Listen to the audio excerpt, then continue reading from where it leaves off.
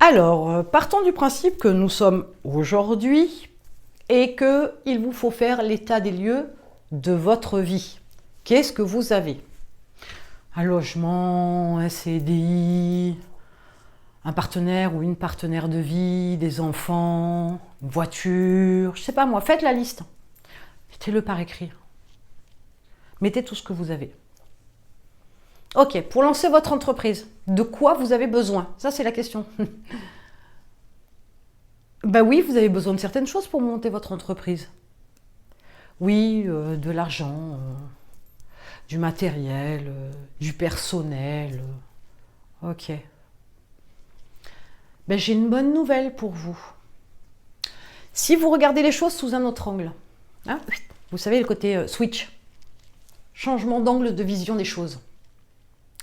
Vous pourriez regarder la création d'entreprise avec un autre angle, de façon à ce que ce vers quoi vous voulez aller, le domaine d'activité que vous avez choisi, etc., vous pourriez faire de façon à commercialiser différemment, à livrer différemment, ou peut-être à livrer quelque chose de différent, pour que vous puissiez commencer dans quelques semaines. Oui, il faut quand même faire 2-3 bricoles avant.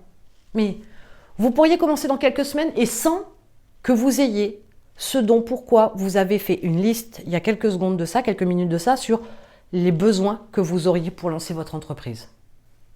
Parce que oui, ce qui peut arriver, c'est que vous partez avec une idée, avec les besoins nécessaires pour lancer et développer votre entreprise, mais parce que vous avez décidé de prendre un chemin.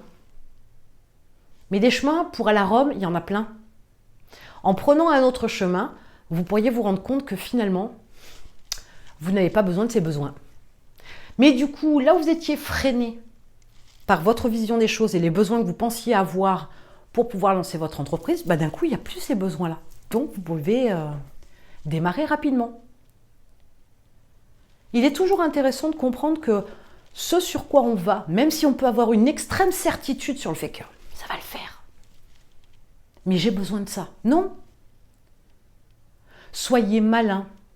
Soyez orienté solution. Ok, j'ai des besoins, je ne peux pas l'avoir pour X raisons, je ne les ai pas et je ne peux pas les avoir. Donc oui, il pourrait y avoir aussi, je ne les ai pas et je fais ce qu'il faut pour les avoir. Mais ça pourrait retarder, voire vous faire décider d'arrêter, enfin bon. Mais si vous n'avez pas, faites autrement. Il y a toujours un autre chemin pour y arriver.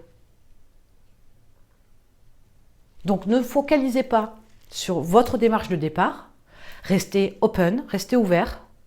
Il y a peut-être un autre chemin, il y a peut-être une autre façon de faire, un autre moyen de vendre, un autre moyen de packager, un autre moyen de livrer, un autre moyen de travailler, sans les besoins. Du coup, plus de barrières. Hop, et on avance. Pas chouette la vie? Bon, je ne vais pas faire le travail à votre place. Maintenant que vous avez compris l'idée, mettez-vous au boulot, faites votre petite liste de ce que vous avez aujourd'hui, de ce dont vous auriez besoin pour votre entreprise. S'il y a quelques solutions pour avoir, tant mieux. Si vous n'en avez pas, réfléchissez à votre idée d'entreprise différemment. Et vous me mettez tout ça en commentaire, bien sûr.